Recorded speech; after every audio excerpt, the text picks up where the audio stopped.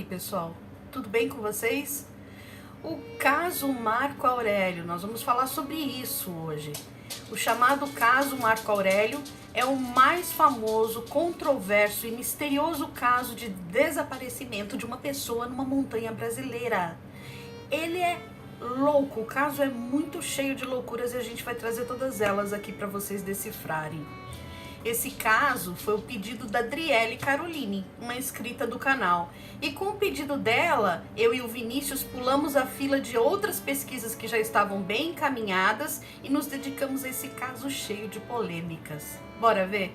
Eu revi reportagens antigas da época do acontecimento, vi trabalhos dos colegas do YouTube, dentre eles o canal Curador Ferido, vi as entrevistas realizadas com os que estavam presentes no excelente trabalho do canal UFO, que eu recomendo muito, canal Assombrado, canal Alta Montanha, canal Ler Até o Amanhecer, canal Jaqueline Guerreiro, canal Casos que o Povão Conta, com relatos dos escoteiros presentes à época, hoje em dia, ou seja, 35 anos depois. Todos esses créditos serão dados na descrição do vídeo e recomendo a pesquisa de quem quiser se aprofundar nesse caso ainda mais. Fora isso, eu li inúmeros artigos, documentos que a internet possibilita e fiz um apanhado das informações semelhantes em todos eles e eu vou deixar de fora alguns achismos. Já outros, que o povo chama de teorias do desaparecimento, eu trago para vocês. Por que essa introdução tão grande, Thelma? Porque realmente é um caso sério, misterioso, controverso. E eu tive o cuidado de não tumultuar ainda mais com informações que não foram checadas. Aviso que esse vídeo vai demorar um pouquinho, não vai ser tão curtinho como os outros, porque por mais que eu tenha evocado meus poderes de síntese, o caso é complexo demais para apenas 10 minutos de vídeos, tá bem? Eu peço já a você que deixa o seu like, porque olha, eu me esforcei, viu? Suei a camisa aqui nesse caso. Então já acho que eu mereço, assim, um like. E fora isso, se você caiu aqui agora, chegou nesse momento, não é inscrito ainda, se inscreva aqui embaixo. Ative o sininho de notícias para ficar por dentro de tudo que a gente posta, porque a gente tem grandes planos para esse canal, Vinícius e eu. É isso, vamos ao caso. Eu vou apresentar esse caso em 4 etapas. Primeiro, como foi o nascimento e crescimento do Marco Aurélio e fazer a ambientação dele dentro do lar. Vocês vão entender mais pra frente o porquê. Até a entrada dele no escotismo, o envolvimento dos pais com o trabalho de escotismo e bandeirantes. Bandeirantes é a mesma atividade do escotismo, só que para mulheres. Segundo, dia da viagem até o Pico dos Marins, quando Marco Aurélio passaria para a categoria sênior dentro da hierarquia dos escoteiros, o que era super importante para ele, ele estava querendo muito isso. Terceiro, ação de busca policial. E por fim, quarto, a teoria ou as muitas teorias desde o dia 1 até hoje, 35 anos depois. Para isso, eu me utilizei também do livro recente que traz novas situações envolvendo o caso. Com o passar desses anos, que me deixou de olhos bem arregalados, que é o livro aqui do Rodrigo Nunes, de nome Operação Marins, que é uma edição revista e atualizada de 2 livros anteriores desse mesmo autor. Bora saber tudo? Então bora lá! Pois bem, vamos falar brevemente da história dos pais do Marco Aurélio. O senhor Ivo Simon, ou Simon, que se apaixonou e casou-se com a dona Neuma, apesar de ela dizer que tinha complicações e provavelmente não poderiam ter filhos. Seu Ivo disse que isso não impediria o casamento, porque definitivamente, se eles não pudessem ter filhos biológicos, eles adotariam. A cerimônia foi feliz e Neuma logo engravidou. Em determinado momento da gravidez, ela disse que tinha certeza que seria uma menina. Então, Dona Neuma era ali uma pessoa sensitiva. A gente também vai ver isso mais pra frente. Logo comprou um enxoval todo rosa, mesmo o Ivo aconselhando a esperar o nascimento para ter certeza de que comprariam rosa mesmo, né? Resultado, nasceu uma menina de nome Adriana. Adriana nasceu de 8 meses. Depois de 2 anos, nasce Fábio, mas com graves problemas no intestino. Ele foi operado e quase não resistiu. O médico foi honesto e a abertura da frente não suturou. Neuma fazia os curativos dele ali. Ela disse que a gravidade era tão grande.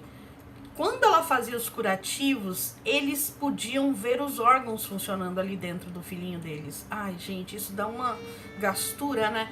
39 dias de hospital e a previsão do médico é que ele iria de 5 a 7 anos de idade apenas. Eles tentaram novamente e vieram os gêmeos Marco Aurélio e Marco Antônio. Nasceram com um pouco mais de 6 meses, um pesando 960 gramas e o outro pouco mais de 1 quilo. Bem pequenos, né? Por isso eles ficaram 3 meses na incubadora. Foram amamentados com conta-gota, gente. Tiveram dificuldade para andar e muitas sequelas. Marco Aurélio tinha estrabismo por conta do nascimento precoce. Ivo diz que ficaram com uma menina e 3 meninos entre a vida e a morte. Os gêmeos chegaram até os 6 anos de idade e Neuma disse a Ivo que sonhou com a sua sogra, a mãe do Ivo, lhe dizendo que viria uma nova criança loirinha, uma menina. E ele falou, oh, meu Deus, não. Mas nasceu a Patrícia. Tudo caminhava bem na vida deles.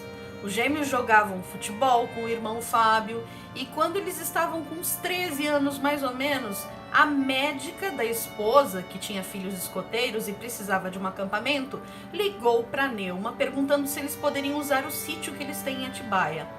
Ivo pensou que as 40 crianças que iam chegar iriam destruir o sítio, mas não pôde negar o pedido de uma pessoa tão querida e avisou que eles já haviam planejado antes estar no sítio naquela época, então eles estariam todos juntos e foi o que aconteceu. Seu Ivo se espantou demais com a educação das crianças reunidas, fazendo oração antes do jantar, e os filhos dele, Fábio e os gêmeos, quiseram dormir nas barracas. Eles perguntaram ao líder dos escoteiros, que prontamente permitiu. Na sequência, eles mencionaram o desejo de entrar para o grupo. E os pais deixaram, os pais eram muito apoiadores dos filhos. E tudo melhorou para os gêmeos, as sequelas foram ficando para trás, exceto a visão do Marco Aurélio, que era bem defasada. As meninas também quiseram entrar, então a mãe se envolveu e abriram um grupo de bandeirantes, que é o termo designado para mulheres no escotismo, e Ivo diz que eles tiveram anos muito bons, de muitas viagens, acampamentos, onde todos eles aprenderam muito. Então eu gostaria de chamar a atenção de vocês para o que vemos aqui. Pais que apoiaram os filhos a progredir. Vamos lembrar disso, tá? Mais pra frente tem um porquê. E vamos ao Pico dos Marins agora. Um mês anterior à ida ao Pico dos Marins, eles planejaram cuidadosamente a viagem. O pico é altíssimo e fica entre as divisas de São Paulo e Minas Gerais, também bem próximo do Rio de Janeiro. O nome da cidade é Piquete, alguns chamam de Piquet, mas a maioria dos vídeos que eu vi eles chamam de Piquete, então vamos chamar assim também, né? Piquete fica um pouquinho antes de Lorena, de Aparecida.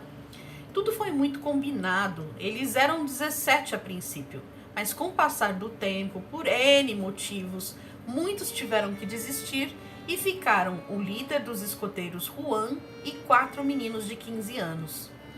Eles tinham que, como uma prova, né, subir o Pico dos Marins e lá Marco Aurélio receberia sua promoção. É uma promoção, né, gente? Ivo, que era jornalista, por uma questão de trabalho não pôde ir.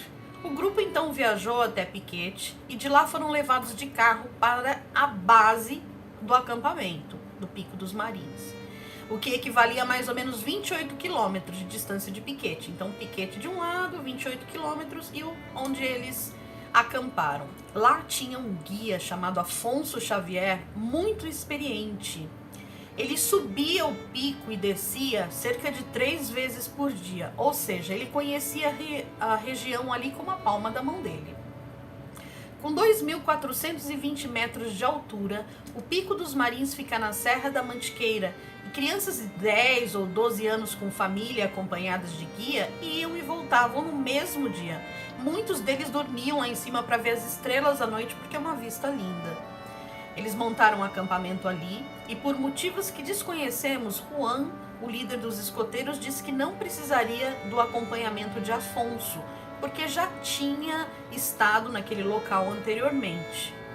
Bem, não sabemos os motivos pelos quais ele dispensou, né? Ele disse que é porque realmente ele já havia estado ali antes, a trilha não era muito difícil, então ele não precisaria do Afonso. Pouco antes da saída deles, um grupo que iria subir também perguntou se eles queriam ir juntos. Novamente, Juan rejeitou a ideia, dizendo que iriam sozinhos mesmo. Todos prontos, eles finalmente começaram a subida do local. Depois de um tempo de terra e capim, as trilhas se tornaram mais difíceis por serem de pedra.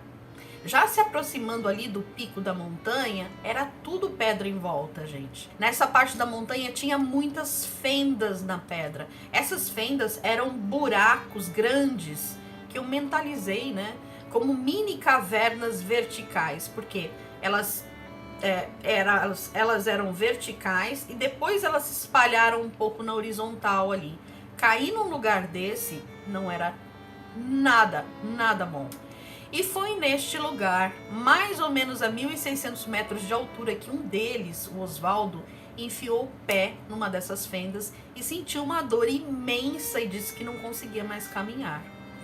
O líder, Juan, então, em conjunto, decidiu que era melhor voltar, já que um dos companheiros dele estava ferido. Bom senso, eu acho que é isso mesmo, né? Aí veio a ideia, que dizem ter partido do Marco Aurélio, de ir na frente para buscar ajuda.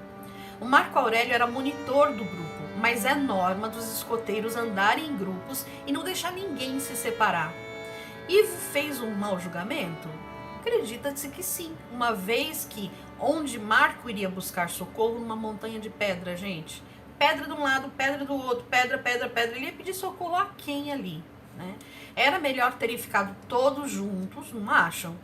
E bombeiros em brigadas andam sempre juntos, policiais também, grupos do exército idem, e os escoteiros seguem o mesmo padrão por já ter se mostrado a melhor tática. Bem, apesar de bom escoteiro, Marco Aurélio não conhecia o local, mas foi. E eles levaram muito mais tempo na subida do que o comum. O acidente ocorreu cerca de 2h30 da tarde, para vocês terem uma ideia. E às 3 horas da tarde, né, meia hora depois, aquele grupo que ofereceu companhia e que subiu antes dele já estava de volta, gente. Eles já tinham ido, já tinham feito o que tinham que fazer. Às 3 eles estavam de volta e às 2h30 foi quando aconteceu o acidente. Então eles se perderam um pouco. Antes da saída de Marco Aurélio, o líder deu jornais para ele colocar por dentro das roupas, porque era uma região muito fria. E ele também levava com ele um apito para o grito de socorro e um giz para ir marcando o número 240, que era o número do grupo de escoteiros dele. Então o que ele fazia? Ele ia caminhando, marcando numa pedra 240 e uma seta indicando para onde ele tinha ido. O grupo que ficou tentou improvisar uma maca, mas não tinha árvores ali, a vegetação era bem rasteira mesmo. Então devagarinho eles foram seguindo. Depois de mais ou menos 300 metros à frente do grupo, que andava bem devagar atrás dele, por causa de Osvaldo, Marco Aurélio passou entre duas pedras, que são essas da imagem aqui. Ele deixou o número e a seta que indicou que ele passou ali por entre as pedras. E, gente, depois disso ele nunca mais foi visto. Nesse local dessa imagem aí, para vocês terem a exata noção de como ocorreu, quando o grupo chegou até as pedras, teria que passar entre elas, mas como Marco Aurélio fez, né? Mas eles passaram ao redor da pedra. Quando o grupo chegou até essa pedra, tinha lá o número 240, a seta afirmando que Marco Aurélio passou ali pelo meiozinho das pedras, que era por onde eles tinham que ter passado também. Mas o Juan achou que com o Osvaldo machucado, eles não conseguiriam, porque era bem estreitinho ali o caminho. E ele pensou que se ele contornasse a pedra com o pessoal, né, aqui pelo meio Marco Aurélio foi, se ele só contornasse a pedra, ele imaginou que à frente os caminhos iam se cruzar ali. Alguém tentou argumentar com o líder que era para eles virarem à esquerda, porque ali eles seguiriam o caminho do Marco Aurélio, mas o líder insistiu que era à direita, e assim foram pelo caminho errado. E eles se perderam muito. Passaram a noite no frio, na neblina, se guiaram por uma cerca que havia no meio da estrada. Nessa caminhada eles escutaram um barulho de um rio e ao se aproximarem chegaram na casa de um vizinho chamado Seu Filhinho. Eles pediram ajuda ao seu filhinho, dizendo que estavam indo para o Pico dos Marins. E seu filhinho falou que eles estavam no caminho oposto. Ele deu a indicação para eles e disse que eles estavam cerca de 6 quilômetros da base. Eles voltaram pelo caminho indicado pelo seu filhinho e chegaram na base por volta de 5h30, 6 horas da manhã. Olha a quantidade de tempo, vejam isso. Eles saíram cedo, se perderam às 2h30, aconteceu o acidente com Osvaldo e eles conseguiram chegar de volta ao acampamento apenas às 6 da manhã.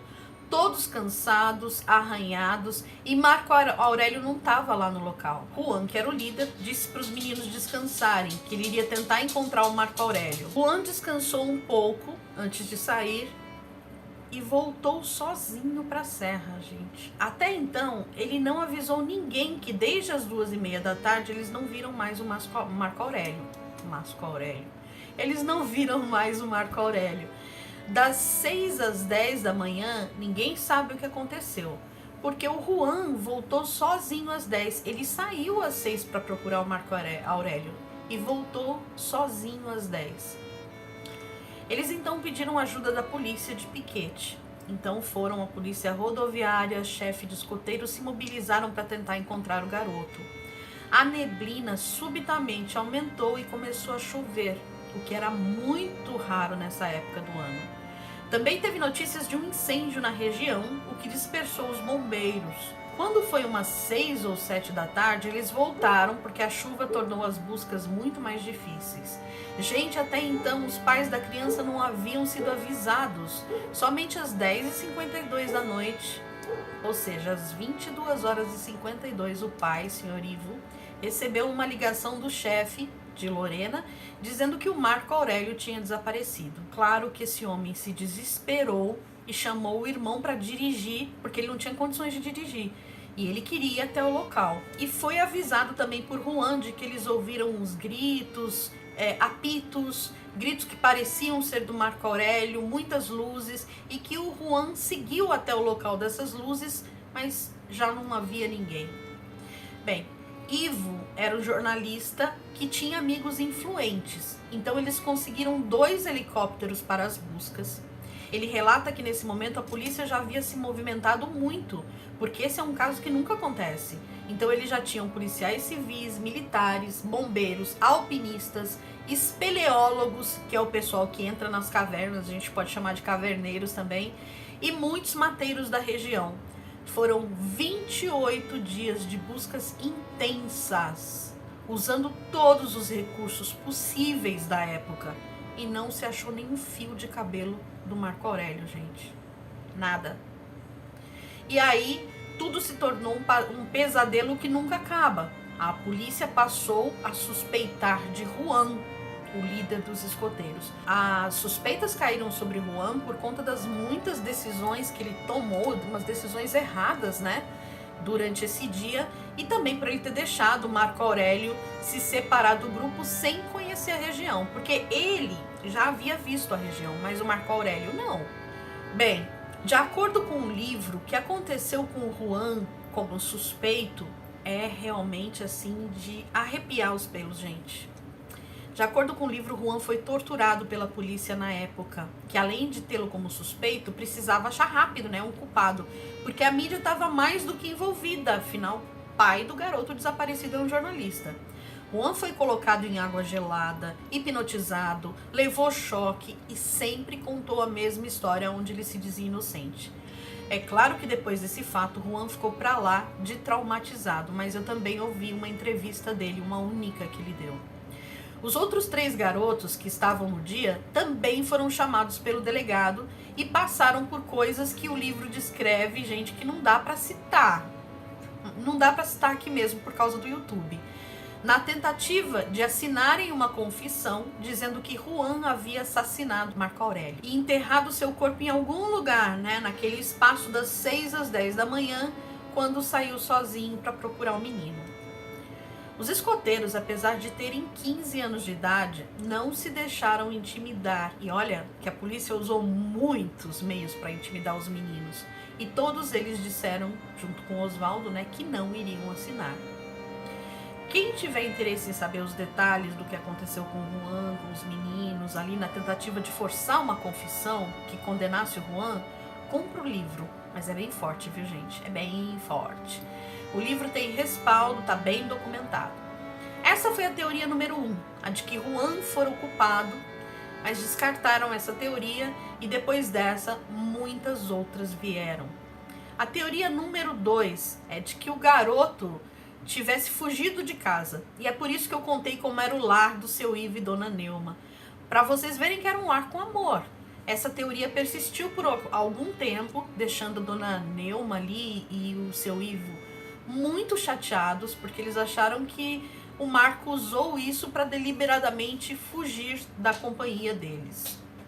Pesado também, né? A polícia jogou essa teoria fora depois que pegou depoimento de amigos, pais de outros escoteiros e muita gente que convivia com a família, inclusive testemunho dos próprios filhos.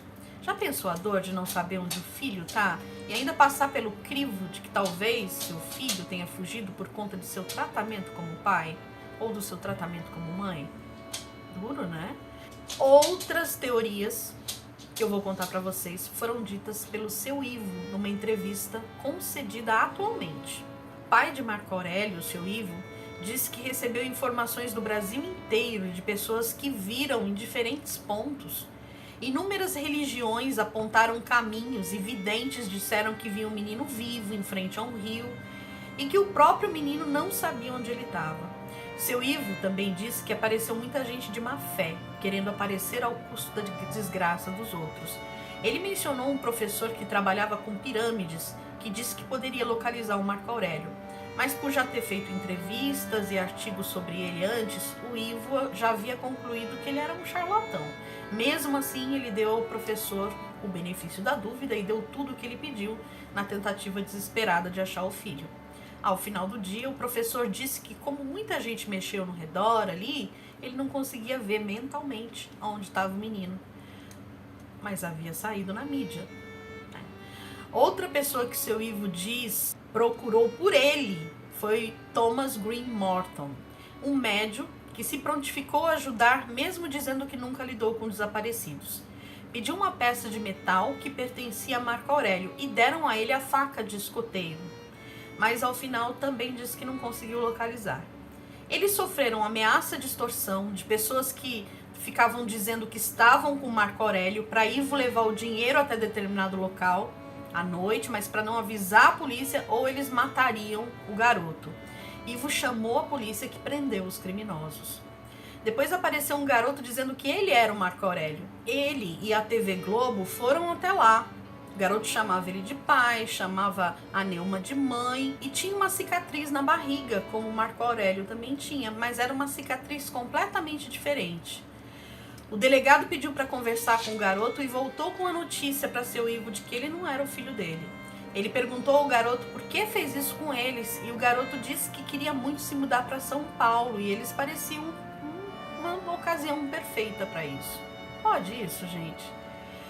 O seu Ivo também relata que no primeiro Natal, depois que tudo aconteceu, ainda em 1985, pouco antes da meia-noite, ele recebeu um telefonema dizendo que era um amigo de Mato Grosso, que queria dizer para ele não se preocupar em procurar mais o Marco Aurélio, porque ele estava na serra e viu tudo o que aconteceu. Gente, esse homem descreveu uma barbaridade que aconteceu com o garoto, culpando o líder dos escoteiros, Juan. Eu não vou citar porque, além de ser mentira, não aconteceu nada disso, é muito pesado. Seu Ivo acabou mentindo para a esposa para não ter que contar essa história de horror para ela. Ele disse que era só alguém ligando para desejar feliz ano novo. Pesado. Gente, o que esse pessoal passou, hein?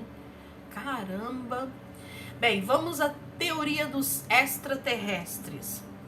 A Serra da Mantiqueira e o Pico dos Marins ali tem muitas histórias interessantes de pessoas que dizem que viram discos voadores, avistamentos e coisas estranhas. No domingo, quando os garotos se perderam e voltaram para acampamento, quando eu falei para vocês, chegou a noite, eles ouviram um grito e acharam que esse grito, ou mais gritos, era Marco Aurélio gritando. Mas os gritos estavam bem longe do local onde eles estavam. Eles correram para fora, ainda estava chovendo muito, e eles viram luzes azuis dentro da mata. As luzes acendiam, apagavam, mudavam de lugar. E também ouviram um apito e acharam que era o apito do Marco Aurélio. Foi aí quando Juan correu na direção das luzes, mas as luzes se apagaram, os gritos pararam e os apitos idem. Ele correu para uma casinha ali perto e perguntou para a pessoa se ela havia ouvido os gritos. E ela, apesar de estar num local exato de onde apareceram as luzes, de onde vinham os gritos, disse que não havia visto nem ouvido nada. E foi aí que ufólogos dizem que isso pode ser um indício de que Marco Aurélio foi abduzido por seres que o levaram para uma outra dimensão. Ufólogos até hoje acreditam bastante nessa teoria. E a outra teoria que o seu Ivo conta foi a que ele disse que foi a experiência mais emocionante que ele teve nas buscas. Ele foi até a casa de Chico Xavier. Ele disse que era uma casa muito simples, acanhada, com árvores, uma cozinha que também era quarto. Eles sentaram e Chico já tinha um cartaz do Marco Aurélio lá, porque o seu Ivo pediu que cartazes fossem espalhados em todo lugar e o Chico havia colocado também já um cartaz ali. Foi aí que o seu Ivo pediu que Chico lhe dissesse alguma coisa sobre Marco Aurélio. E o Chico disse: olha, eu não consegui contato com ele até hoje. Aí a Neuma disse: ah, então ele tá vivo, né? E o Chico disse: eu não falei isso. Eu só disse que só me comunico com desencarnados e eu não encontro ele entre eles. Ivo disse que isso deu uma super força para ele, que ele carrega até hoje. A dona Neuma já faleceu, mas carregou essa força com ela também. Seu Ivo acredita em Chico Xavier e acha que o filho dele ainda está vivo e segue procurando. Hoje, o Marco Aurélio teria 50 anos e se pareceria muito com o irmão gêmeo, já que eles eram gêmeos idênticos, né? Então é assim, ó, que ele se pareceria. Se for familiar para você, coloque algo nos comentários pra gente procurar seu Ivo e quem sabe encontrar o filho dele junto com ele. Muita gente tá nessa busca. Já pensou que emoção essa reunião, depois de 35 anos de busca? Então, gente, essa é a história toda cheia de controvérsias, teorias e ausência total de soluções. Um menino desaparecido, uma mãe que o procurou até seu último dia de vida e um pai que o procura ainda hoje. Vamos ajudar, se pudermos? Se você sabe de alguma coisa, procure o Facebook do seu Ivo, Ivo Simon ou Simon, ou então envie um e-mail para ivo@simonpress.com.br. Eu vou deixar esses dados aqui embaixo na descrição do vídeo, tá bom? Junto com as fontes. Eu peço realmente desculpas pelo tamanho do vídeo, mas não tinha como ser menor. Eu deixei de fora vários detalhes que eu considerei menos importantes para não me alongar mais ainda, tá bom? Então, diz pra mim o que você acha disso tudo. Deixa aqui no comentário o que você acha, que ajuda você poderia dar, orações, energias positivas para chegar pro seu Ivo.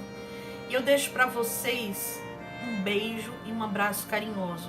E seu Ivo, o senhor tem o meu respeito por essa longa busca e o meu carinho. E se tiver alguma coisa que tiver ao nosso alcance, é óbvio que nós vamos fazer. Não é não, pessoal? É isso então. Um super beijo, um beijo para Adriele que pediu essa história, que realmente é intensa. E eu volto logo. Eu quero contar para vocês o que é que inspirou a história do Chuck. Bora saber disso? Então, já sabe, né? Sininho ativado nas notificações para não perder o que a gente postar por aqui.